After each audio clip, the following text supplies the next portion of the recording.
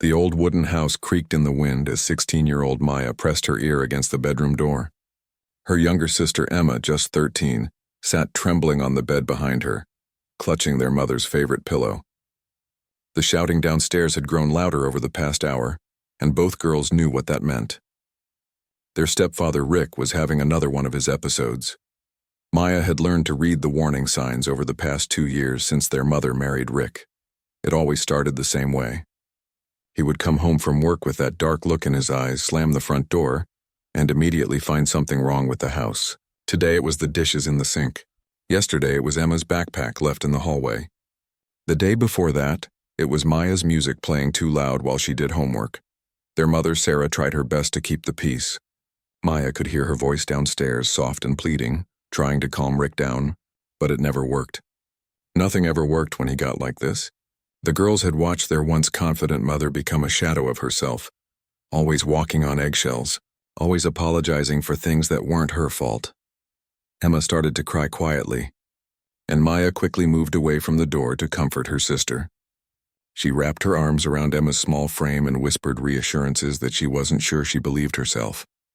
Maya had become like a second mother to Emma, protecting her from the worst of Rick's anger, making sure she was always safely upstairs when the yelling started. The house had become a prison for all of them. Maya remembered when their real father was alive, how the house was filled with laughter and warmth. Their dad had died in a car accident 3 years ago, and their mother had struggled to keep everything together. When she met Rick at her job at the grocery store, he seemed like the answer to their prayers. He was charming, helpful, and seemed to genuinely care about Sarah and her 2 daughters. But people aren't always who they appear to be at first. The real Rick began to show himself slowly after the wedding, after he moved into their home. It started with small criticisms, little comments about how things should be done differently. Then came the raised voice when dinner wasn't ready on time. Then the slamming of doors when the girls were too noisy. Then the complete explosions of rage over the smallest things. Maya pulled out her phone and checked the time. It was almost 9 o'clock on a school night, but there would be no peaceful bedtime routine tonight. Emma had stopped doing her homework weeks ago when the episodes became more frequent. Maya tried to keep up with her studies, but it was hard to concentrate on algebra when you were constantly listening for footsteps on the stairs. The yelling downstairs suddenly stopped, and both girls froze. Sometimes the silence was worse than the shouting because they never knew what would come next. Maya held her breath and listened carefully. She could hear her mother's muffled sobs and Rick's heavy footsteps pacing back and forth across the kitchen floor. Emma looked up at her older sister with wide, frightened eyes. "Is he going to hurt Mom tonight?" she whispered. Maya didn't know how to answer. Rick had never actually hit their mother, at least not that they had seen, but his verbal attacks were becoming more vicious. He would call Sarah terrible names, blame her for everything wrong in his life, and threaten to leave them with nothing. Maya had tried talking to her mother about Rick's behavior, but Sarah always made excuses for him. "He's just stressed about work," she would say. "He's been through a lot in his life." Maya understood that her mother was scared too, scared of being alone, scared of not being able to provide for her daughters, scared of admitting she had made a terrible mistake. The girls had learned to become invisible when Rick was home. They would slip upstairs before he arrived from work, eat dinner quickly and quietly, and spend their evenings locked in their rooms. They communicated through text messages even when they were in the same house, afraid that their voices might set him off. Maya had started researching online about abusive relationships and found that what they were experiencing had a name: psychological abuse. She learned about the cycle of tension building, explosion, and then a brief calm period where Rick would apologize and promise to do better. But the calm periods were getting shorter and the explosions were getting worse. Tonight felt different somehow. There was something in Rick's voice that Maya had never heard before, a dangerous edge that made her stomach twist with fear. She quietly moved to the window and looked down at the driveway. Rick's truck was parked at an odd angle, as if he had been in a hurry to get inside. She noticed several empty beer bottles scattered around the driver's seat. Emma had fallen asleep clutching the pillow, exhausted from the constant stress. Maya covered her sister with a blanket and settled into the chair by the door, preparing for another long night of standing guard. She had become the protector, the one who listened for danger, the one who was ready to act if Rick's anger turned physical. As she sat in the darkness, Maya made a decision that would change everything. She couldn't let this continue. Emma was starting to have nightmares. Her grades were falling, and she had started flinching whenever an adult man spoke to her. Their mother was disappearing more each day, becoming a ghost in her own home. Something had to be done, but Maya wasn't sure what or how.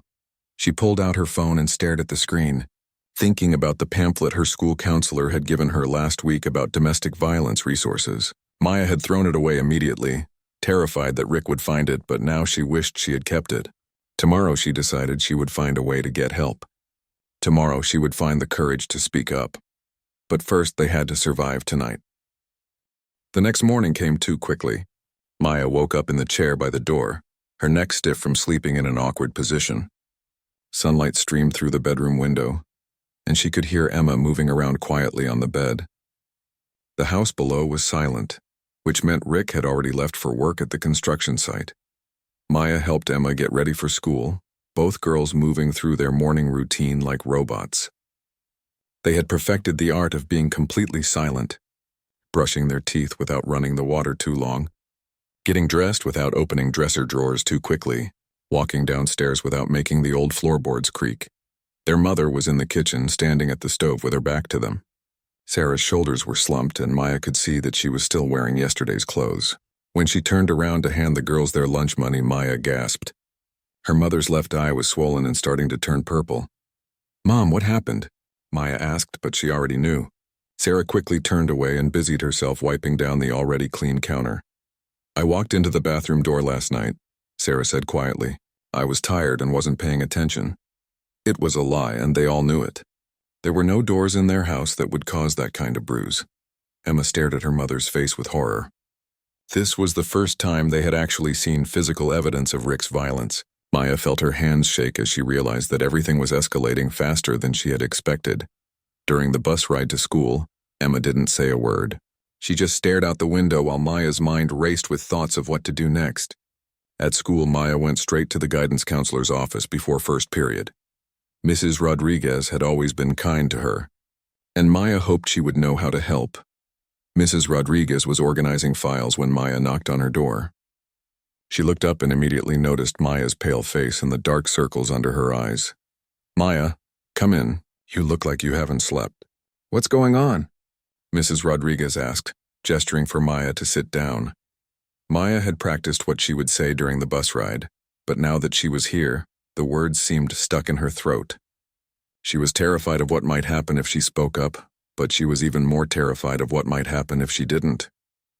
"I need help," Maya finally whispered. "My stepfather. He's hurting my mom, and I think it's going to get worse." Mrs. Rodriguez immediately stopped what she was doing and gave Maya her full attention. She had been a school counselor for 15 years and had seen too many situations like this. She knew that when a student finally found the courage to speak up, it meant things at home were already very serious. Maya told Mrs. Rodriguez everything. About Rick's angry outbursts, about how her mother had changed, about Emma's nightmares, about the bruise she saw that morning. Mrs. Rodriguez listened carefully, taking notes and asking gentle questions that helped Maya tell the whole story. "Maya, you did the right thing by coming to me," Mrs. Rodriguez said. "No family should have to live in fear like this. I'm going to help you, but I need you to understand that once we start this process, things are going to change quickly." Mrs. Rodriguez explained that she was required by law to report the situation to Child Protective Services and to contact the police about Sarah's assault. She also told Maya about a local domestic violence shelter that could help the family if they needed a safe place to stay. Maya felt both relief and terror. Relief that finally, someone was taking their situation seriously. Terror about what Rick would do when he found out that someone had reported him. Mrs. Rodriguez seemed to understand Maya's fear. "I know this is scary," she said, "but you and Emma and your mother don't have to face this alone anymore. There are people whose job it is to help families in situations like yours." While they were talking, Emma appeared at the counselor's office door. Her teacher had sent her because she had started crying during math class and couldn't stop. When Emma saw Maya in the office, she ran to her sister and threw her arms around her. "I told her," Maya whispered to Emma. "I told her about Rick." Emma looked up at Mrs. Rodriguez with wide eyes. "Are you going to help us?" she asked in a small voice. "Yes, I am," Mrs. Rodriguez said firmly. "Both of you are very brave for speaking up." Mrs. Rodriguez called the principal to let him know that both girls would be spending the day in her office while she made the necessary calls. She contacted Child Protective Services first, and within an hour, a social worker named Ms. Chen arrived at the school.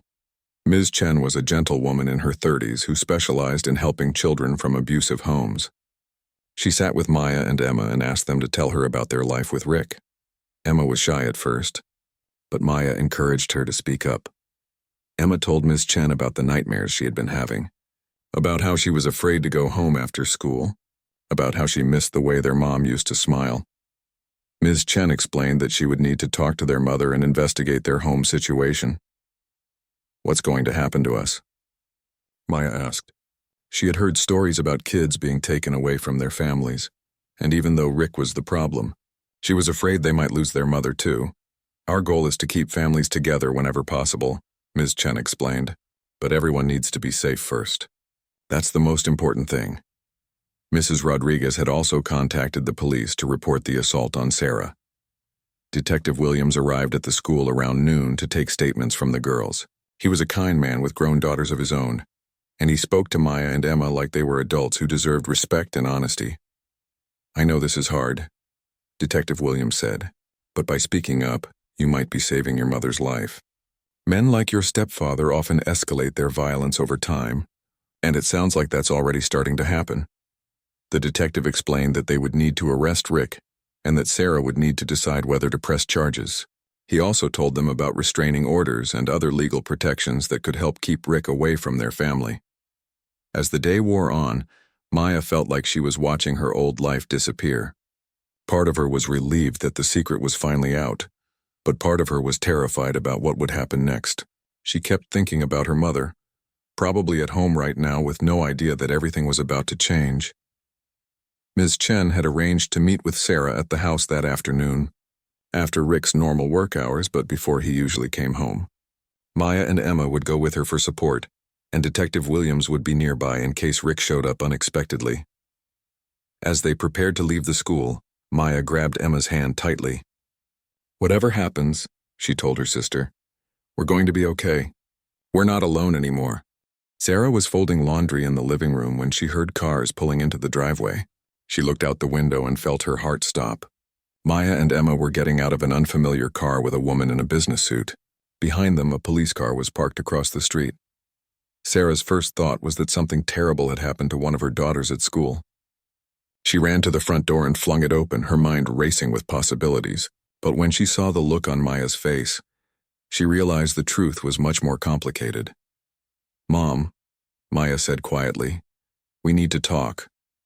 Ms. Chen introduced herself and showed Sarah her identification.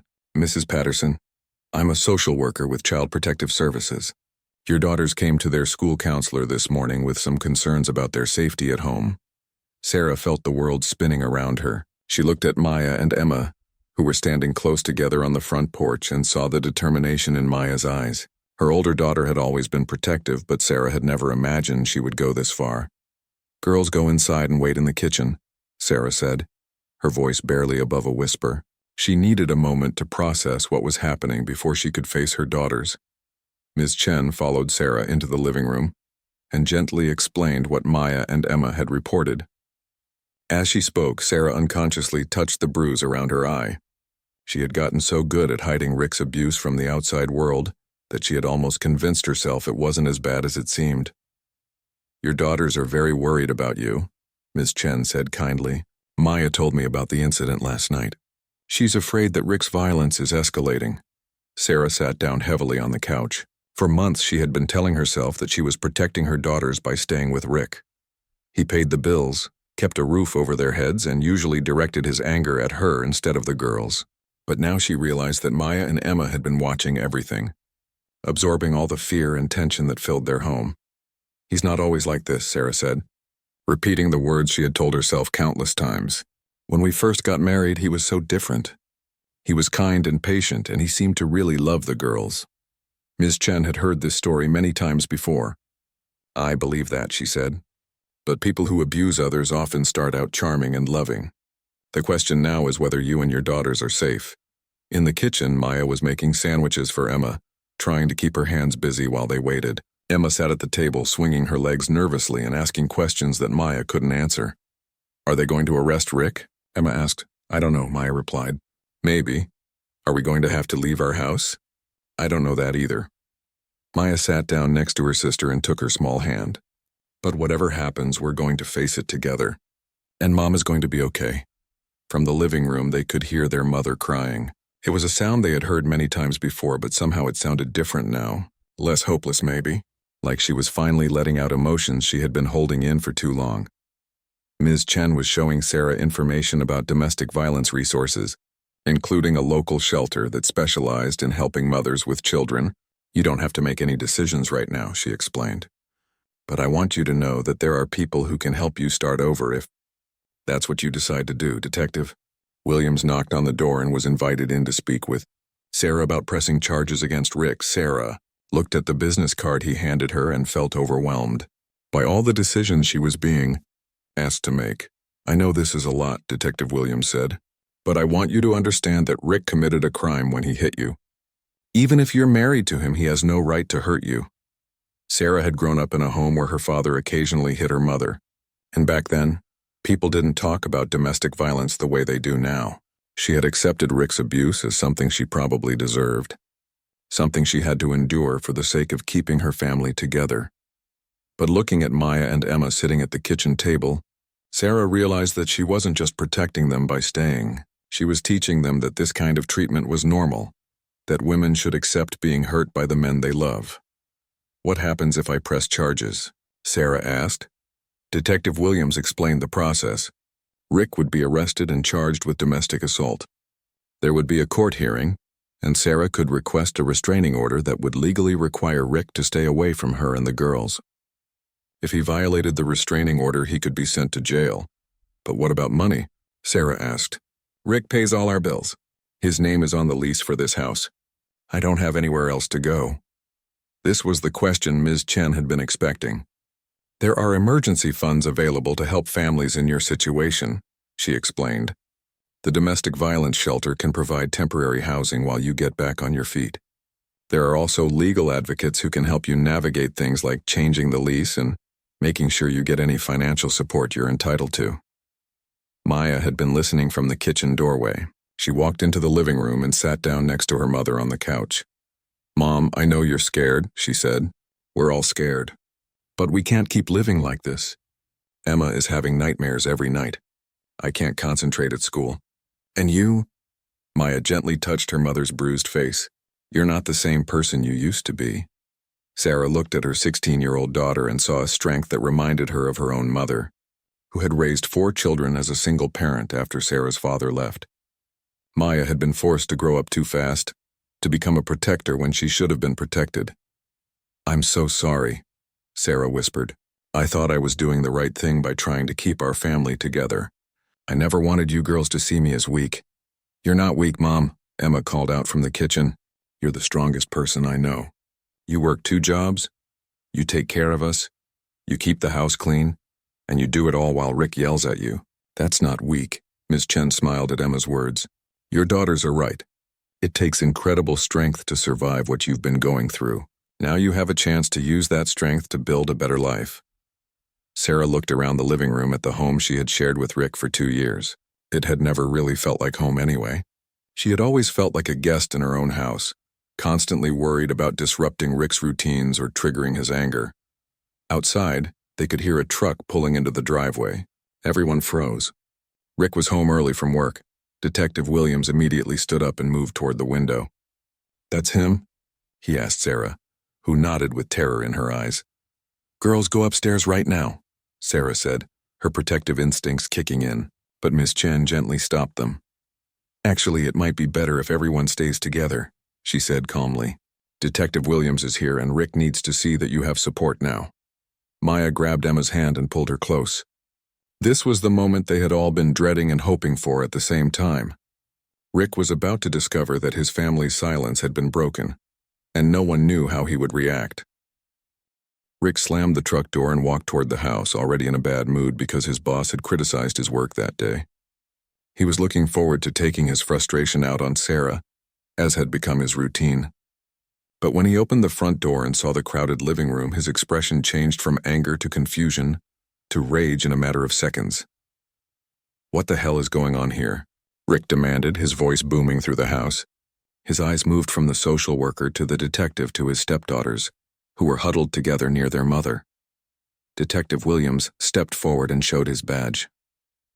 "Mr. Patterson, I'm Detective Williams with the local police department. We need to talk to you about an incident that occurred last night." Rick's face turned red, and Maya could see the vein in his forehead that always appeared when he was about to explode. "Sarah, what did you tell these people?" he growled, taking a step toward his wife. "Don't move any closer to her," Detective Williams said firmly, his hand moving instinctively toward his radio. "We have reports of domestic violence in this home, and I can see evidence of assault on your wife's face." Rick looked at Sarah's black eye as if seeing it for the first time. Maya realized that Rick probably didn't even remember hitting her mother the night before, or maybe he had convinced himself it wasn't as bad as it looked. "She fell," Rick said quickly. "She's always clumsy walking into things." "Ask anyone," Ms. Chen spoke up calmly. "Mr. Patterson, your stepdaughters have given us a detailed account of the abuse that's been happening in this home. They're very concerned about their mother's safety and their own." Rick's eyes snapped to Maya and Emma, and the look he gave them was pure hatred. Maya had never seen him look so dangerous, and she instinctively moved in front of Emma to shield her from Rick's glare. "You little—" Rick started to say something ugly, but Detective Williams cut him off. "Mr. Patterson, I'm placing you under arrest for domestic assault." Detective Williams moved toward Rick with handcuffs ready. What happened next shocked everyone in the room. Instead of cooperating or even arguing, Rick completely lost control. He grabbed a lamp from the side table and threw it across the room, barely missing Emma's head. The lamp shattered against the wall and Emma screamed. "This is my house," Rick screamed. "These are my rules. Nobody tells me what to do in my own house." Detective Williams immediately called for backup on his radio while trying to approach Rick safely. Ms. Chen quickly moved Maya and Emma behind the couch, away from Rick's reach. Sarah stood frozen in the middle of the chaos, unable to process how quickly everything was falling apart. Rick turned his fury on Sarah. "This is all your fault," he yelled. "You turned my own family against me. After everything I've done for you, ungrateful." He lunged toward Sarah, but Detective Williams tackled him before he could reach her. The two men crashed into the coffee table, sending magazines and family photos flying across the floor. Maya and Emma watched in terror as their stepfather fought against the detective like a wild animal. More police officers arrived within minutes, and it took 3 of them to finally get handcuffs on Rick. He continued screaming threats as they dragged him toward the door. "You'll never survive without me," he yelled at Sarah. "You're nothing without me. I'll make sure you lose everything." "Sarah, don't listen to him," Ms. Chen said, putting a protective arm around the shaken woman. "Those are just words meant to scare you. He can't hurt you anymore." But Rick wasn't finished. As the police officers pulled him past Maya and Emma, he stopped and looked directly at Maya with cold, calculating eyes. "This is your fault, little girl," he said in a voice that was somehow more frightening than his screaming had been. "You destroyed this family. You're going to regret this for the rest of your life." Maya felt chills run down her spine, but she lifted her chin and looked Rick straight in the eye. "No," she said clearly. "You destroyed this family. We're just fixing what you broke." Rick tried to lunge at Maya, but the officers held him tightly and dragged him out of the house. The last thing they heard was Rick screaming from the police car, making more threats and promises of revenge. When the door finally closed behind them, the house fell silent, except for Emma's quiet crying. Sarah sank onto the couch and put her face in her hands, overwhelmed by what had just happened. Maya went to comfort Emma while Ms. Chen checked to make sure no one had been hurt by the flying lamp. Detective Williams came back inside to explain what would happen next. "Rick will be held overnight at least," he told them. "There will be a hearing tomorrow where a judge will decide whether to set bail or keep him in custody longer. Sarah, I strongly recommend that you request a restraining order." Sarah nodded weakly. She was still in shock from seeing Rick's violent outburst. For 2 years she had lived with his anger, but it had always been controlled anger. Tonight she had seen what Rick was truly capable of when he felt cornered. What if he makes bail? Sarah asked. What if he comes back here? Ms. Chen sat down next to her. That's exactly why I want to talk to you about the shelter. Even if Rick is released on bail, a restraining order means he legally cannot come within a certain distance of you or the girls. If he violates that order, he goes straight back to jail. Maya spoke up from where she was sitting with Emma. Mom, I think we should go to the shelter tonight. I don't feel safe staying here, even with Rick in jail. Emma nodded emphatically. Please, Mom, I don't want to sleep in this house anymore. Everything here reminds me of being scared. Sarah looked around the living room, taking in the broken lamp, the overturned coffee table, the scattered magazines. This house had never been their home anyway. It had been Rick's house, decorated with his things, organized according to his preferences, filled with his anger and control. Okay, Sarah said quietly. Let's go to the shelter. Ms. Chen smiled with relief. I think that's a very wise decision. I can drive you there tonight, and tomorrow we'll start working on the legal paperwork and figuring out your next steps. As they packed a few essential items, Maya felt something she hadn't experienced in 2 years. Hope. Not just hope that they would be safe, but hope that they might actually be happy again someday. Emma found her favorite stuffed animal and hugged it tightly. Are we really never coming back here? She asked. Not if we don't want to, Sarah answered, and for the first time in months, she sounded like the strong mother Maya remembered from before Rick. Detective Williams returned to tell them that Rick had been charged with domestic assault, destruction of property, and threatening a police officer. The charges were serious enough that the judge would likely set a high bail, or possibly deny bail altogether. As they prepared to leave for the shelter, Sarah stopped in the doorway and looked back at the house one last time. She thought about the woman who had moved into this house 2 years ago, so desperate to provide stability for her daughters that she was willing to ignore every red flag. That woman had been silenced by fear and shame. But the woman walking out of this house tonight was different. She had found her voice again, thanks to her brave daughters who refused to accept abuse as normal. Maya locked the door behind them, and none of them looked back as they walked toward Ms. Chen's car. They were finally free. The Safe Harbor Women's Shelter was nothing like what Maya and Emma had imagined. Instead of a cold institutional building, it was a converted Victorian house with a welcoming front porch and flower boxes in the windows. Ms. Chen explained that the location was kept confidential for security reasons, and that all residents were required to keep the address secret. A woman named Linda greeted them at the door. She was in her 50s with kind eyes and a warm smile that immediately put Emma at ease.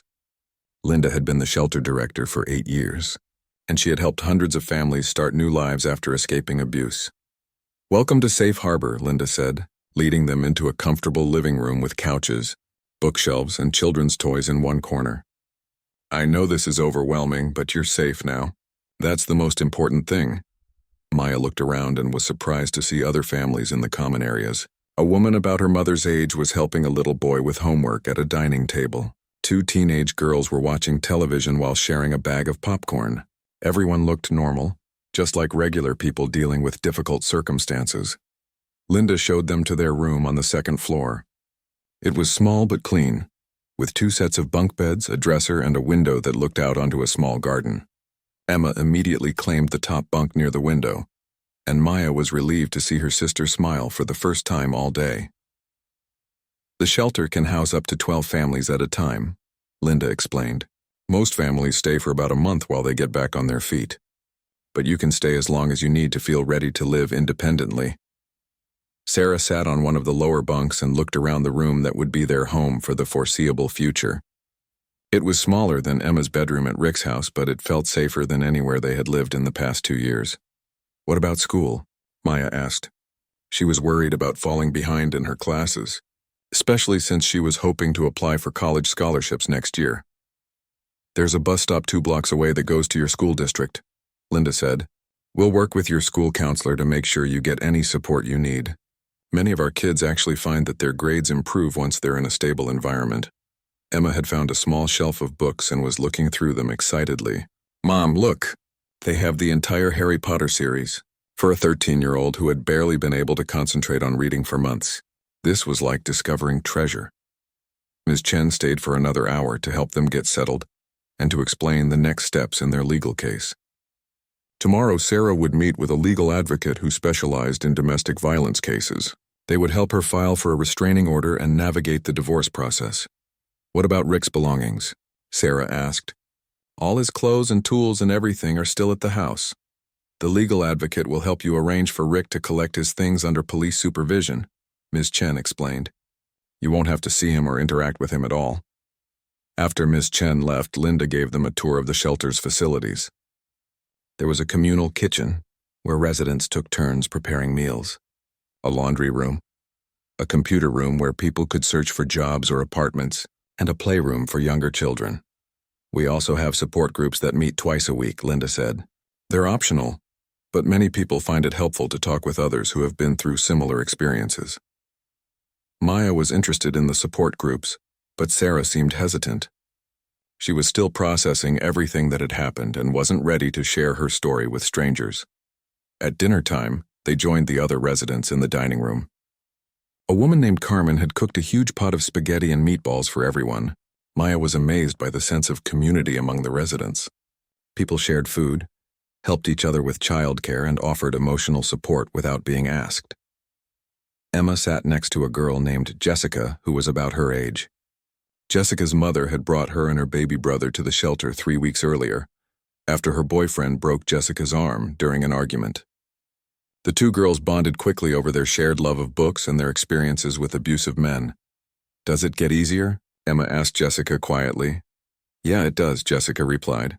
"The first week was really hard because I kept thinking about going back. But now I remember how scared I used to be all the time, and I don't miss that feeling." Maya listened to their conversation and felt hopeful. If other kids could heal from experiences like theirs, maybe she and Emma could too. That night, as they were getting ready for bed, Sarah sat on Emma's bunk and brushed her youngest daughter's hair the way she used to do before Rick came into their lives. "I'm sorry I let things get so bad," Sarah said softly. "I should have protected you girls better." Maya climbed down from her top bunk and sat with them. "Mom, you were being hurt too. We all did the best we could in a really bad situation." Emma nodded in agreement, and Maya saved us. She was brave enough to ask for help when we couldn't do it anymore. Sarah looked at her 16-year-old daughter with pride and sadness. Maya had been forced to take on responsibilities that no teenager should have to handle, but she had risen to the challenge with incredible maturity and courage. "Tomorrow is going to be a big day," Sarah said. "There will be lawyers and judges and a lot of paperwork. But whatever happens, we're going to face it together." Maya smiled and hugged both her mother and sister. For the first time in months, they fell asleep without listening for angry footsteps or raised voices. The shelter was quiet except for the gentle sounds of other families settling in for the night. Around midnight, Maya woke up to the sound of Emma crying softly in the bunk above her. She climbed up and found her sister curled up in a tight ball having another nightmare. "It's okay," Maya whispered, gently shaking Emma awake. "We're at the shelter. Rick can't hurt us here." Emma sat up, disoriented and scared. "I dreamed he found us," she said through her tears. "I dreamed he was breaking down the door and screaming that we ruined his life." Maya hugged her sister tightly. "That's not going to happen.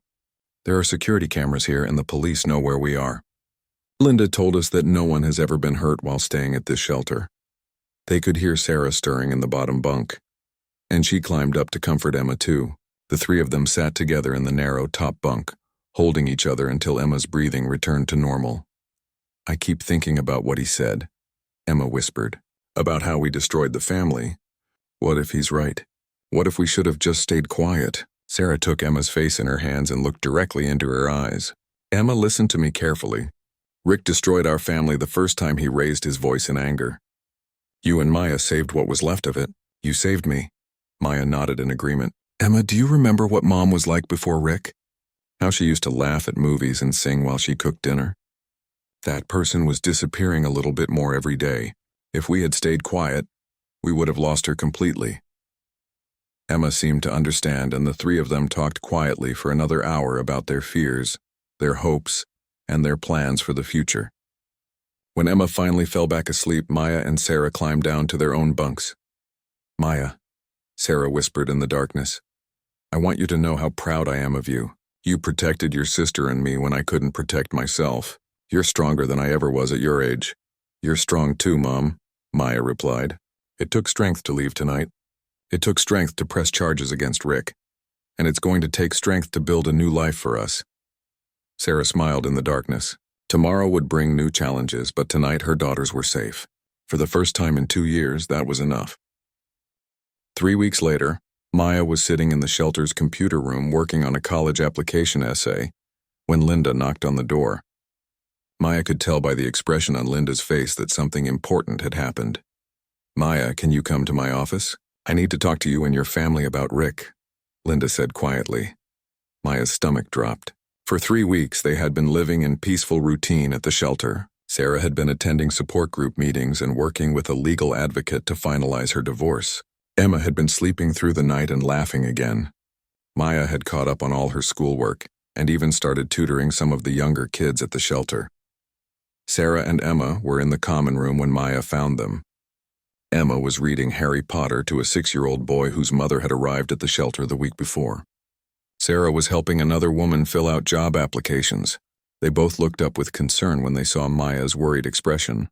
In Linda's office, Detective Williams was waiting for them with a folder of papers. Maya immediately knew this was about Rick's court case. The hearing had been postponed twice because Rick had fired his first lawyer and then claimed his second lawyer wasn't representing him properly. "I have some news about Rick's situation," Detective Williams began. "First, the good news. He was denied bail again at yesterday's hearing. The judge considered him too dangerous to release, especially given his threats against your family." Sarah visibly relaxed. She had been terrified that Rick would somehow get out of jail and come looking for them. "What's the bad news?" Maya asked because she could tell there was more. Detective Williams opened his folder. "Rick has been making phone calls from jail to some of his friends from work. The calls are monitored, and we discovered that he's been asking them to help him find you." Emma grabbed Maya's hand tightly. "What kind of help?" she asked in a small voice. "He's been trying to get them to drive around looking for you girls at school or at places you might go. He's also been asking them to follow your mother if they see her around town. We don't think any of his friends have actually done anything, but we wanted you to be aware." Maya felt anger rising in her chest. Even from jail, Rick was still trying to control and intimidate their family. "Can't you stop him from making those calls?" "We've limited his phone privileges, but we can't cut them off completely. However, we have been recording everything, and his threats are actually helping our case against him. The prosecutor thinks we can add stalking and harassment charges." Linda leaned forward in her chair. "We've also decided to move your family to a different shelter in another county. I know you've gotten comfortable here, but your safety is our top priority." Maya's heart sank. She had just started to feel settled at Safe Harbor. Emma had made friends, Sarah was making progress in her support group, and Maya had been working with a volunteer tutor to prepare for her SATs. "Do we have to leave right away?" Sarah asked. "Tomorrow morning," Linda replied. "I know it's sudden, but we don't want to take any chances. Pine Valley Women's Center is about an hour away, and they have excellent programs. You'll be safe there." Emma started to cry quietly. "I don't want to leave Jessica," she said. "She's the first friend I've made who understands what I've been through." Maya put her arm around Emma's shoulders. Change had been hard for all of them, but it was especially difficult for Emma, who had always struggled with transitions. Detective Williams continued with the updates. "There's something else you need to know. Rick's trial date has been set for 6 weeks from now. Sarah, you'll need to testify about the abuse, and the girls may be called as witnesses as well." Sarah looked terrified. She had been dreading the thought of facing Rick in a courtroom and having to relive all the painful details of their relationship in front of strangers. "I'll be there to support you," Detective Williams assured her. "And the prosecutor is experienced in domestic violence cases. She'll make sure you feel prepared and protected during the testimony." Maya had been thinking about the trial for weeks. Part of her wanted to face Rick and tell the world what he had done to their family, but another part of her just wanted to move on and never see him again. "What happens if he's found guilty?" Maya asked. "Given the charges against him, he could face anywhere from 2 to 5 years in prison. The stalking and harassment charges we're adding could increase that sentence." Emma looked up with hope in her eyes. "Does that mean we'd be safe for 5 years?" Detective Williams nodded. "And when he's eventually released, the restraining order will still be in effect. He'll be prohibited from contacting any of you or coming within 500 feet of your homes, schools, or workplaces." After Detective Williams left, the family spent their last evening at Safe Harbor saying goodbye to the friends they had made. Carmen, who had cooked spaghetti on their first night, gave Sarah a recipe book filled with simple, affordable meals. Jessica gave Emma a journal and made her promise to write letters about her new life. The other residents gathered in the common room for an impromptu farewell party. Maya was amazed by how much these women and children had come to mean to her family in just 3 weeks. They had shared stories, supported each other through difficult days, and celebrated small victories together. "You know," said Carmen, who had been at the shelter for 5 weeks. "When I first came here, I thought my life was over. I thought I'd never be happy again or feel safe again. But watching families like yours gives me hope. You came here terrified and broken, and look at you now." Maya looked around the room and realized Carmen was right. 3 weeks ago, they had arrived at Safe Harbor as victims. Tonight, they were leaving as survivors. Sarah was standing straighter, speaking with more confidence and smiling genuine smiles again. Emma was sleeping through the night and had started talking about her plans for high school.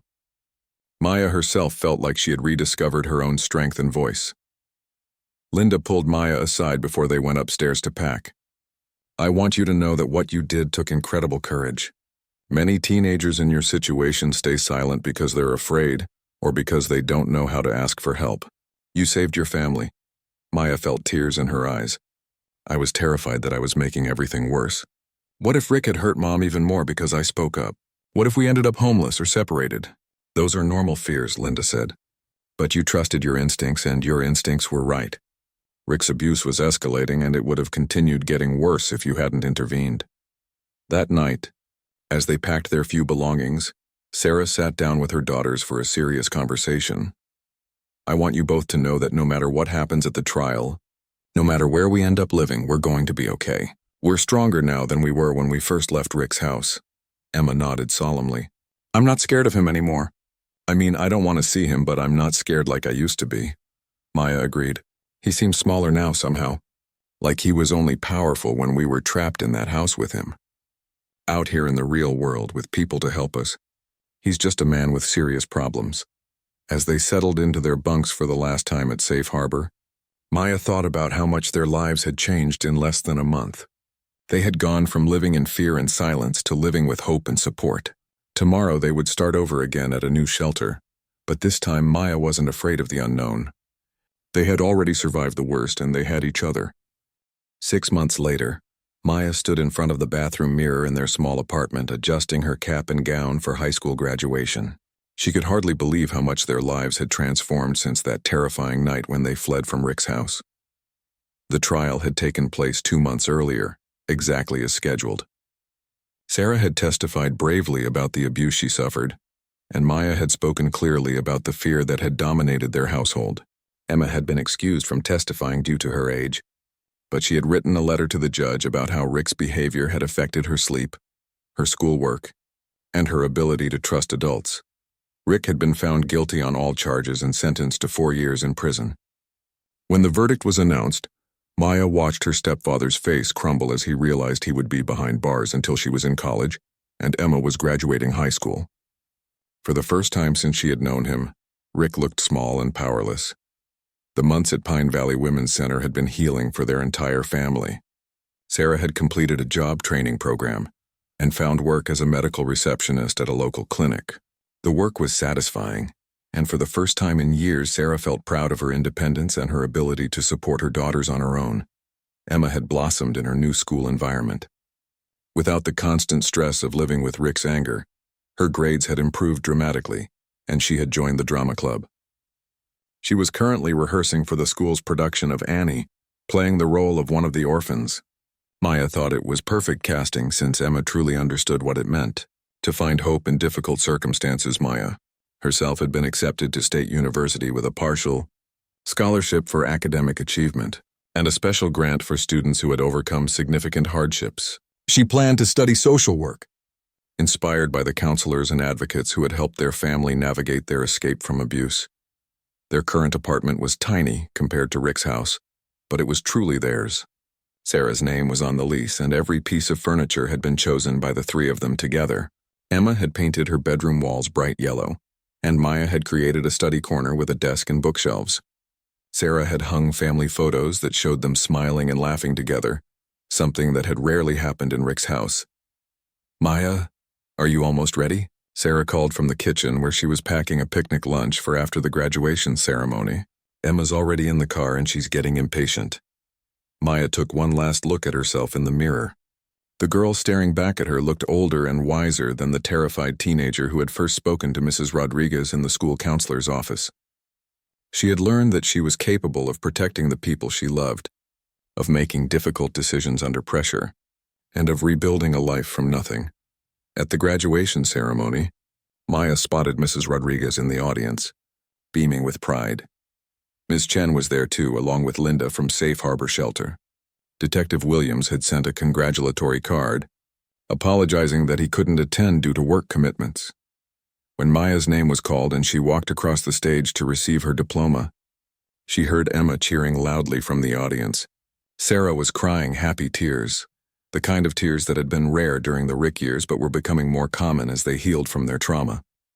After the ceremony, as they spread out their picnic blanket in the park, Emma asked the question that had been on all their minds. "Do you think we'll ever see Rick again?" Sarah considered the question carefully before answering. "He'll be in prison for several more years. After that, he's legally prohibited from contacting us. But Emma, even if we did see him someday, we're not the same people we were when we lived with him. We know our worth now. We know we don't deserve to be treated badly, and we know how to get help if we need it." Maya nodded in agreement. "He only had power over us when we were isolated and afraid. Now we have friends, support systems, and resources. He can't hurt us the way he used to." As they ate their sandwiches and watched other families celebrating their graduates, Maya reflected on the journey that had brought them to this moment. It had started with terror and desperation, moved through uncertainty and hardship, and arrived at hope and strength. Emma was telling them about her plans for summer drama camp when Maya's phone buzzed with a text message. It was from Jessica, her sister's friend from Safe Harbor Shelter, who had moved to another state with her mother. "Saw your graduation pics on social media. So proud of you. My mom got her nursing degree last week. We're living proof that life gets better after leaving. Tell Emma I said hi and that she should keep writing in that journal." Maya showed the message to Sarah and Emma, and they all smiled. Their story had become connected to so many other stories of women and children who had found the courage to leave abusive situations and rebuild their lives. "You know what I'm most proud of?" Sarah said, looking at both her daughters. "It's not just that we survived Rick. It's that we didn't let his cruelty make us cruel. We didn't let his anger make us angry. We came through it with our kindness and love for each other intact." Emma leaned against her mother's shoulder. "I still have bad dreams sometimes," she admitted, "but they're getting less frequent. And when I wake up scared, I remember that I'm in my yellow bedroom in our apartment and you and Maya are just down the hall." Maya packed up the picnic supplies as the sun began to set. Tomorrow she would start her summer job at a local nonprofit organization that helped families in crisis. In the fall she would begin her college studies. Emma would start high school and Sarah would continue building her career in healthcare. None of them knew exactly what the future would hold, but they faced it together without fear, and with the knowledge that they were stronger than any obstacle they might encounter. As they walked back to their car, Emma skipped ahead singing a song from her upcoming play. Sarah linked her arm through Maya's and squeezed gently. "Thank you," Sarah said quietly, "for being brave enough to speak up when I couldn't. For protecting Emma and me when I was too scared to protect us myself. For never giving up on our family, even when I had almost given up." Maya squeezed her mother's arm in return. "We protected each other, Mom. That's what families do."